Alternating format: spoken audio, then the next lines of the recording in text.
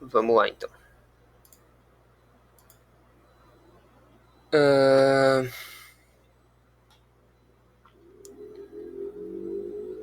Tá bom. Beleza. Aqui. Então, como a gente sabe, coisas muito pequenas não significam que elas não existem, né? Mesmo que a gente não consiga ver, elas não estão ali. Então a gente precisa de formas de analisar essas coisas.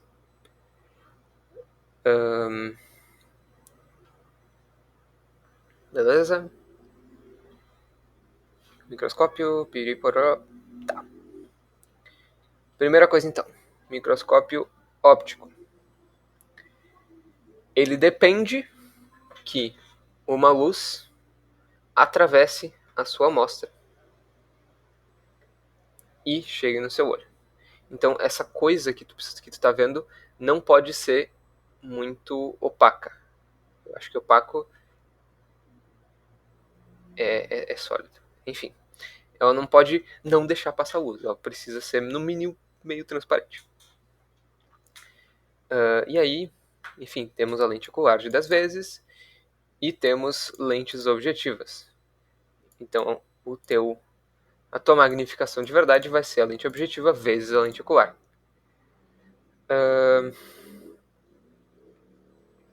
O microscópio óptico ele tem a vantagem de poder acompanhar células vivas. Tu pode, inclusive vocês vão ver isso na aula, né? Tu pode ver coisas se mexendo, coisas, enfim.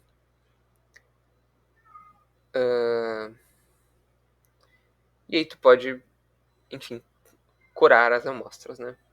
Acho que não tem nada de muito importante para falar aqui, especificamente.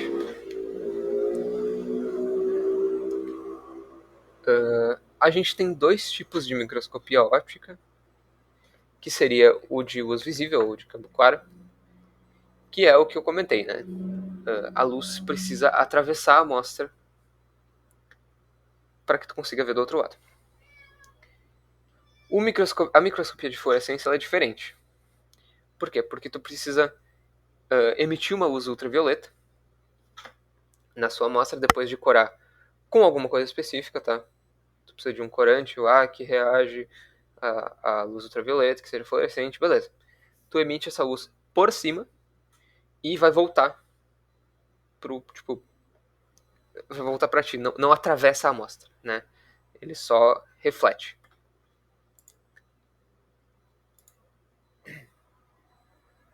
E aí, né, tu pode corar o que tu quiser. Aqui, por exemplo, ele colocou um corante vermelho para mitocôndrias e um corante azul para o núcleo. Tu pode escolher, se tiver no mercado, né? Tu pode escolher o que tu quiser. Imunohistoquímica é um tipo de fluorescência que tu usa um anticorpo produzido, às vezes artificialmente, com uma molécula fluorescente na ponta. E aí, se tu quer ver uma proteína específica, tu faz esse anticorpo grudar nessa proteína. E aí, quando tu for ver no microscópio de fluorescência, esse anticorpo vai brilhar para ti. Bem simples. Só que aí, o microscópio óptico ele vai até uma certa medida. Né? Ele, por incrível que pareça, 2.500 vezes não é tão bom assim para ver coisas. O microscópio eletrônico ele é muito mais preciso, ele consegue ver coisas muito menores, porém, ele não consegue ver coisas vivas. Tu precisa fixar a amostra, tu não pode. Eu acho que tu não pode colocar água dentro desse negócio. Mas eu posso estar enganado. Mas enfim, tu precisa matar, tu precisa fixar, tu precisa deixar a coisa inerte. Esse aqui é o microscópio eletrônico de transmissão. O que acontece? Tu bota tua amostra ali, tu tem um canhão de elétrons. Esse canhão de elétrons vai bombardear a amostra e o que tu vai ver vai ser basicamente a sombra desses elétrons. Sombra para elétrons não faz muito sentido, né? Porque a gente não está falando de fótons. Mas tu vê o que não bateu, né? O que não chegou até o final. E aí tu acaba formando essa silhueta. Isso aqui é uma mitocôndria minúscula. Mas enfim.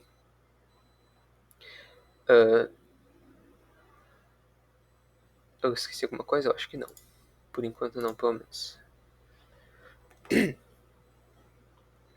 E aí nós também temos o microscópio eletrônico de varredura. Que também tu precisa de uma amostra inerte, tá? Tu não pode fazer com coisa viva. Mas ao contrário do de transmissão, que tu vê um corte, uma coisa, no microscópio de varredura, tu vê toda a superfície da coisa. Tu...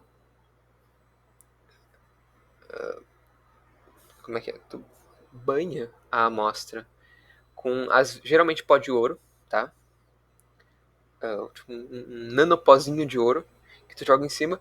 O ouro vai se grudar em todas os nooks and crannies, todo lugarzinho que ele conseguir se grudar, ele vai se grudar nessa substância, nessa amostra que tu quer ver. E aí quando tu jogar o feixe de elétrons, esse ouro vai rebater todos os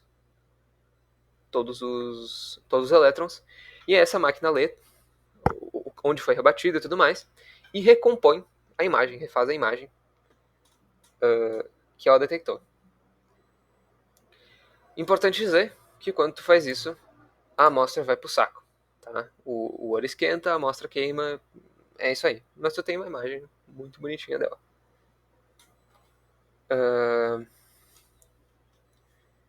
Então, por exemplo, essa imagem, muito bonita, inclusive.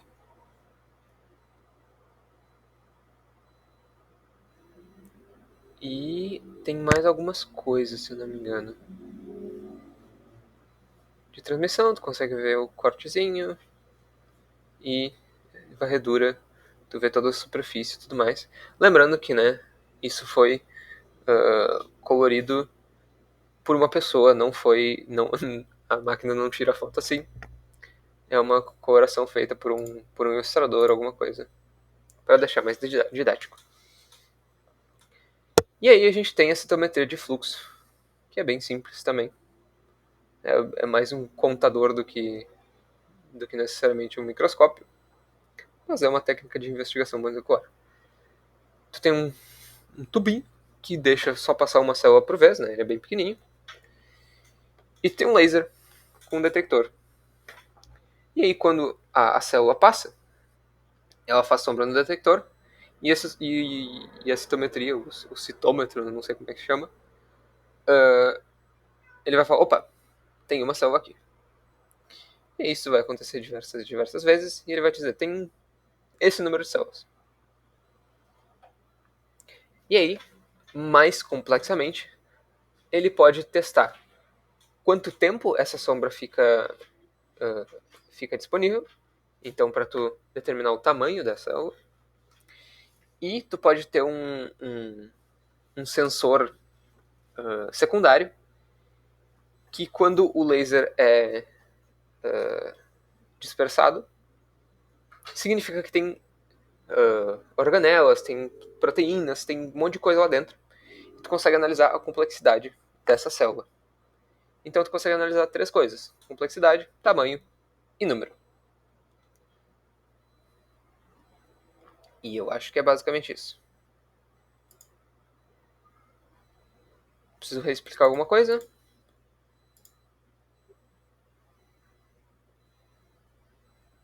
Ah, e aí tu pode de novo usar imunohistoquímica para marcar certas células, certos antígenos. Então, por exemplo, isso aqui poderia muito bem ser um sangue ABO, né? Que detectar, por exemplo, sangue do tipo O, sangue do tipo A, sangue do tipo B e sangue AB. né? E aí cada um se gruda em um tipo específico de antígeno, e aí tu tem os detectores para certa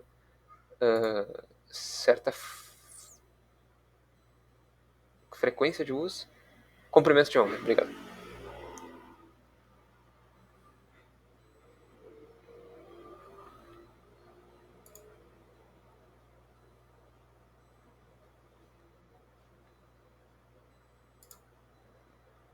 Pode falar, Pedro. Só tirando uma dúvida, aqui eu tenho que o citoesqueleto, ele é formado por microtubos, centríolos, filamentos intermediários e filamentos de actina. A gente não entrou muito em filamentos intermediários. Eles não são tão relevantes assim, ou por quê? É que filamentos intermediários é muito mais um termo guarda-chuva. Eu acho Tá, que não foi entrado justamente porque tem muita coisa que eles fazem, assim. Então, por exemplo, eles fazem a união entre duas células pelos desmossomos, se eu não me engano. Acho que esse é o nome. Ou desmossomo é outra coisa. Acho que é desmossomo. Calma, cadê? É, desmossomos. Eles têm essa união entre as células. Tem a questão também de neurofilamentos. Tem um monte de coisa. Tem a questão do núcleo. Acho que as duas coisas mais importantes, tá? Núcleo. Eles ficam. Acho que tem uma imagem aqui. Aqui. Eles ficam no, no, na periferia da parte interna do núcleo, grudando a cromatina. E eu acho que eu vou chamar isso de coesão no tecido, mas é basicamente ele conseguiu grudar uma célula na outra, uma célula na outra, uma célula na outra, que são adesão. Adesão é bom. São essas duas funções. E resistência mecânica, porque, né, se tem uma célula grudada, é difícil de soltar as duas. tá, então não vai entrar tanto a fundo, por exemplo, do que eles são formados, Guarda mas a queratina. função deles. Guarda Tá. queratina, que é bom. Guarda lâminas nucleares, por causa do núcleo. E o resto, por exemplo, eu sei que neurofilamentos existem e que eles são filamentos intermediários, sabe? Não precisa. Tipo, sabe, não vai pedir, quais são todos os filamentos intermediários que existem. Queratina é importante porque ela está em todo lugar. E a parte do núcleo. O resto, se conseguir, guarda, né? Mas eles são menos falados. E eles sempre seguem um mesmo padrão, que é um monte de subunidades da mesma coisa enroladinhas uma na outra.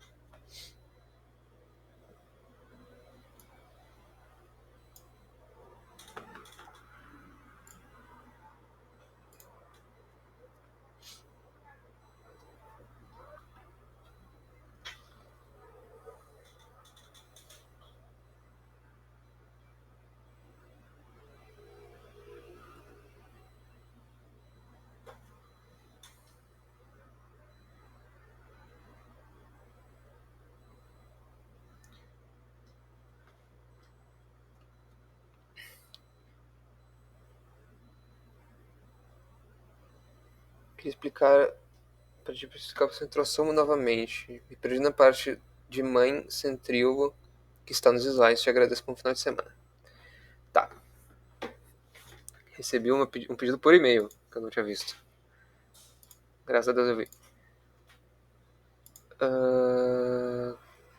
O que era mesmo? Centrosomo, tá. Centrosomo é bem tranquilo. Se eu lembrar o slide que ele tá. Aqui.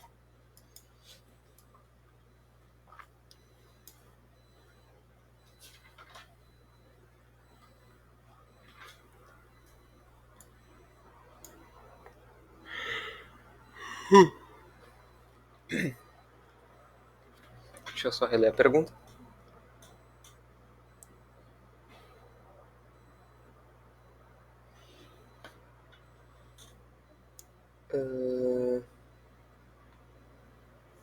Explicar o centrosomo, mãe centrílogo.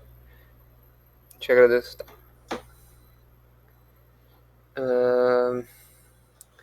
Então, é que o microtubo ele precisa surgir de algum lugar, tá?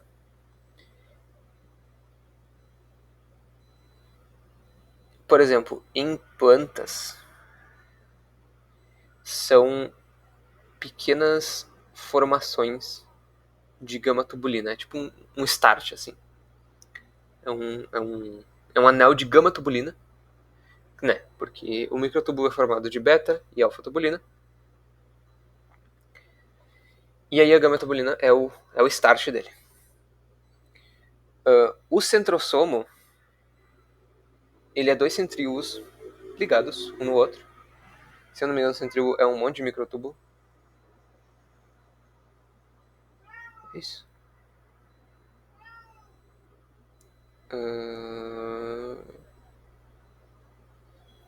Se eu não me engano, sim.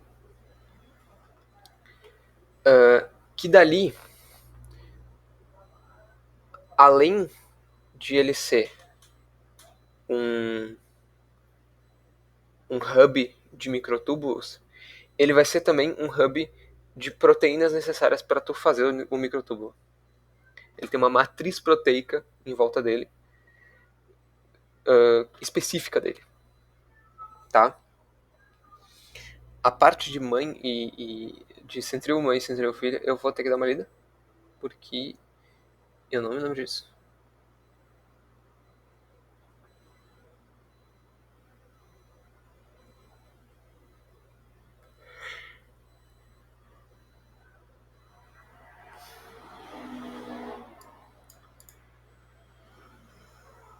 Então, por exemplo, não só os microtúbulos podem sair daqui, como tu tem todo um aparato em volta dele para que diversos anéis de gama tubulina possam construir seu microtúbulo, possam tecer o seu microtúbulo. Cara, ela falou em aula de mãe centríolo e centríolo filho.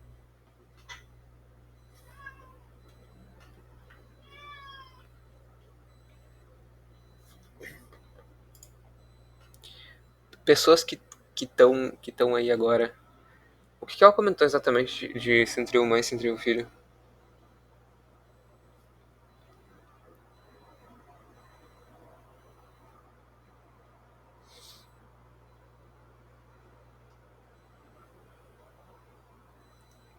Tá.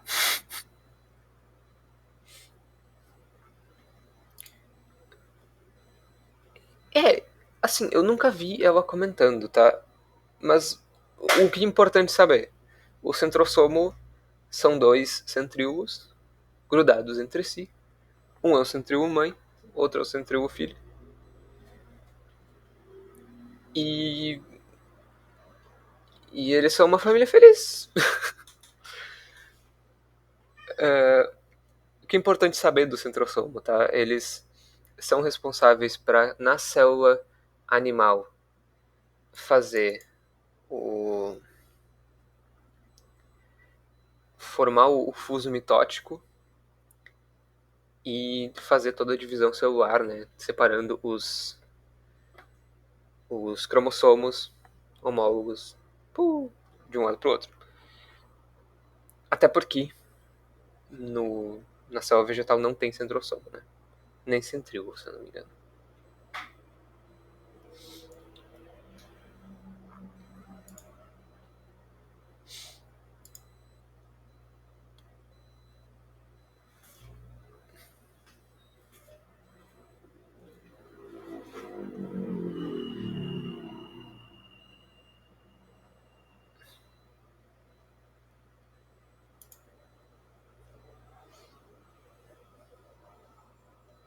Ah, o importante também é que a mãe e a filha estão sempre perpendicular uma à outra. O que é muito curioso como isso acontece dentro de uma célula. Mas acontece.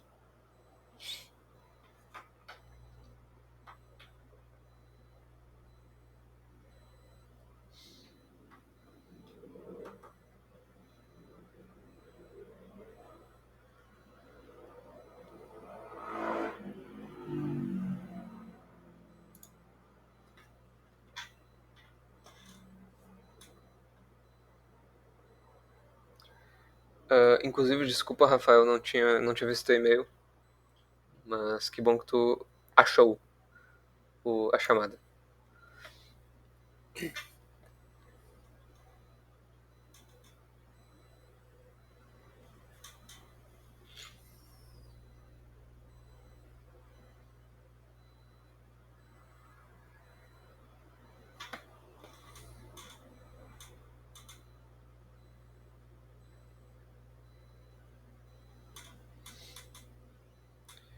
E é isso. Que bom que eu ajudei.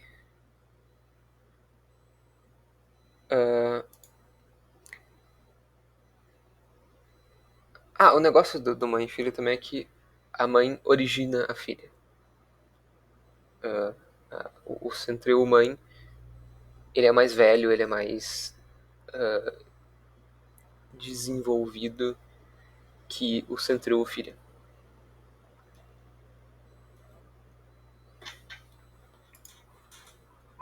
E deve ter alguma separação de função, cada um deles. Um é mais focado em uma coisa, o outro é mais focado em outra, mas isso eu não saberia te responder.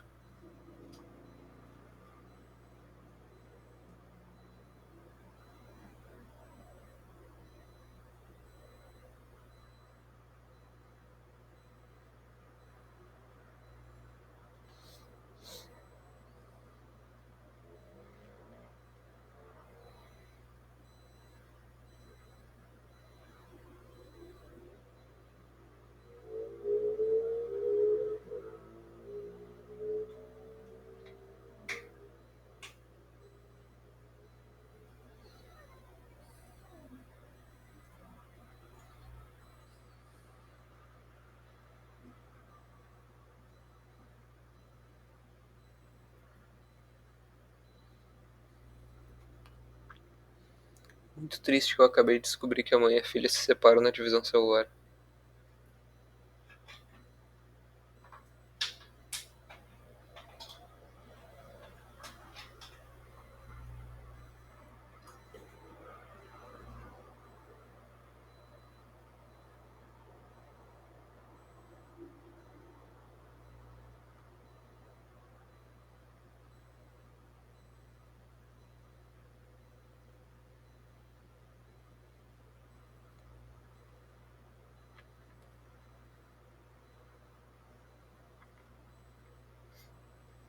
Alguém tem mais alguma questão?